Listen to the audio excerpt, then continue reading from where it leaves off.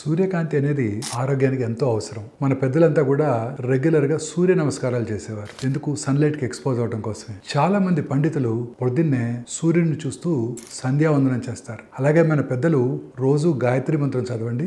గాయత్రి మంత్రం చదివేటప్పుడు సూర్యుడిని చూసి నమస్కారం చేసుకొని చదవమని చెప్తారు. వీటన్నిటిని చూస్తే మనకి ఏమర్థం అవుతుంది? మన తాత ముత్తాతలు అందరికీ కూడా ఈ సూర్యరశ్మి యొక్క విలువ తెలుసు. ఇప్పుడు సన్లైట్ కి ఎక్స్పోజ్ అయితే విటమిన్ డి పెరుగుతుందని సైంటిస్ట్ చెప్తున్నారు. దీనివల్ల ఎముకలు బలంగా ఉంటాయని కూడా చెప్తున్నారు. ఇంకా సైంటిస్టులకి మనకి తెలియని ఎన్ని విటమిన్స్ ఉన్నాయో సన్లైట్ లో మనకు వచ్చే బెనిఫిట్స్. ఇవే కాకుండా sunlight is a very good mood elevator. Depression కూడా పూర్తిగా తగ్గిపోతుంది. మీరు ఎప్పుడైనా కోల్డ్ కంట్రీస్ లో ఒక నెల రోజులు కనుక ఉన్నట్టయితే తెలుస్తుంది. నేను చదువుకున్నప్పుడు ఒక 2 నెలలు ఎడింబరోలో ఉన్నాను. అప్పుడు తెలిసింది సన్లైట్ యొక్క విలువ ఎంతో, అది ఏ రకంగా మన మూడ్ ఎలివేట్ చేస్తుందో. సన్లైట్ కనుక ఎక్స్పోజ్ అయినట్టయితే మనకి రాత్రిపూట నిద్ర కూడా సక్రమంగా ఉంటుంది. బాడీ క్లాక్ సెట్ అవుతుంది. మినిమం మన అందరం కూడా రోజుకు ఒక 10 నిమిషాలు సన్లైట్ లో ఉంటే మన శరీరం ఆరోగ్యంగా ఉంటుంది.